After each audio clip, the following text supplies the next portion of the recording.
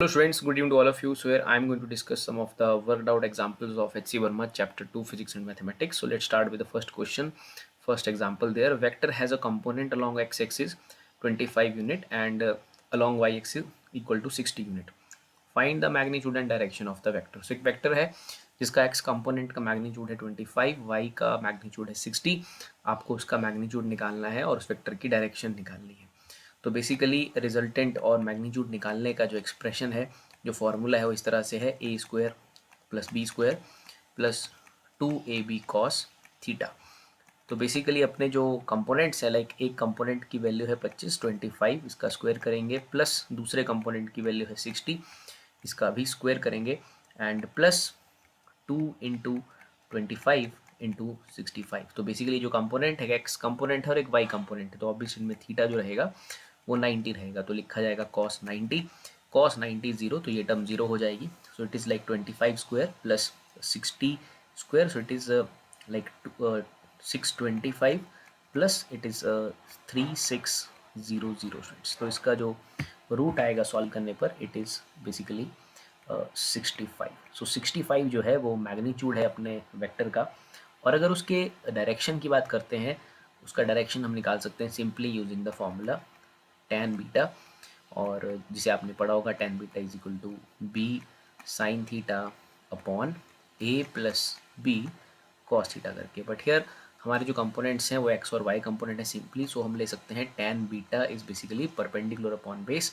तो परपेंडिकुलर में हम अपना लाइक उसका वाई कंपोनेंट ले लेंगे जो कि 60 है, और जो एक्स कंपोनेंट है वो क्वेश्चन में देके रखा है 25. सो tan बीटा इज 60/25, और we can say that beta is basically tan inverse of 60/25. So that is the direction, that is the angle, that is your resultant makes with the x component. It is like that, इस तरह से कुछ है. ये हमने ले लिया resultant vector, ये x कंपोनेंट था जिसकी वैल्यू हमने ली थी स्टूडेंट्स, दी थी हमें 25, और ये इसका y कंपोनेंट था जिसकी वैल्यू थी 60. Okay, so let's suppose that is some resultant there making some angle alpha with the x component. So we can write as tan beta is equal to 60/25. So ये हमारे पास direction आ गई और magnitude आ गया हमारे पास √625 + 3600, जिसकी value होती है 65. So this is the answer for the first example. Students आगे चलते हैं क्वेश्चन नंबर 2 की तरफ. इसमें हमसे पूछा गया है find the resultant of 3 vectors. Basically 3 vector हैं.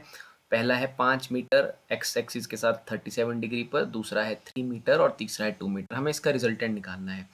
देखिए, रिजल्टेंट फाइंड आउट करने से पहले हम सबसे पहले इस रिजल्टेंट के जो कंपोनेंट्स हैं वो निकाल लेंगे. सबसे पहले हम इसका एक्स कंपोनेंट निकालेंगे और देन हम उसका वाई कंपोनेंट निकालेंगे, and then ultimately will get the answer for the resultant. So सबसे पहले हम एक्स कंपोनेंट सबके निकाल लेते हैं. अगर मैं इसको देखता हूँ, पहले 5 मीटर वाले को देखता हूँ स्टूडेंट्स, तो इसका 5 मीटर वाले का जो एक्स कंपोनेंट है वो बन जाएगा 5 cos 37, और 3 मीटर वाले का जो एक्स कंपोनेंट है वो ऑब्वियसली एक्स में ही है तो बन जाएगा 3, प्लस 2 मीटर जो है, इस 2 मीटर बेसिकली वर्टिकली है तो 2 मीटर का एक्स कंपोनेंट है नहीं कुछ भी, तो उसको 0 लिख लेते हैं. cos 37 की वैल्यू होती है 4/5, so we can write it as 5 into 4/5 plus 3, 5 से 5 कैंसिल हो जाएगा, इट इज़ सिंपली 7 मीटर. तो जो हमारे पास तीनों वेक्टर्स हैं उनका जो एक्स कंपोनेंट है वो आ रहा है 7 मीटर. सिमिलरली हम तीनों वेक्टर्स का वाई कंपोनेंट निकाल लेंगे. तो मैं 5 मीटर की बात करता हूँ, इसका जो वाई कंपोनेंट निकलेगा वो निकलेगा 5 sin 37 प्लस, अब ये 3 मीटर वाला है तो एक्स एक्सिस की तरफ ही है तो इसका वाई कंपोनेंट है 0, प्लस 2 मीटर वाले का कंपोनेंट है 2. तो इसे हम सॉल्व कर लेंगे.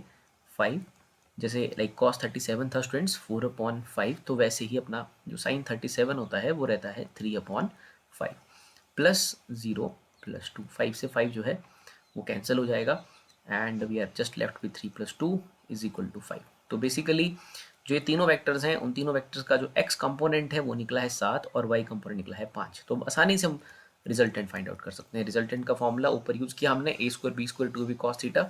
तो यहाँ एक्स कंपोनेंट को मैं a मान लेता हूँ, that is 7 square plus b का मतलब 5 का square plus 2 into 7 into 5 into cos 90, because these are the X and Y component, theta 90 है दोनों में. सो ये बन जाएगा अपने पास 49 प्लस 25 cos 90 0.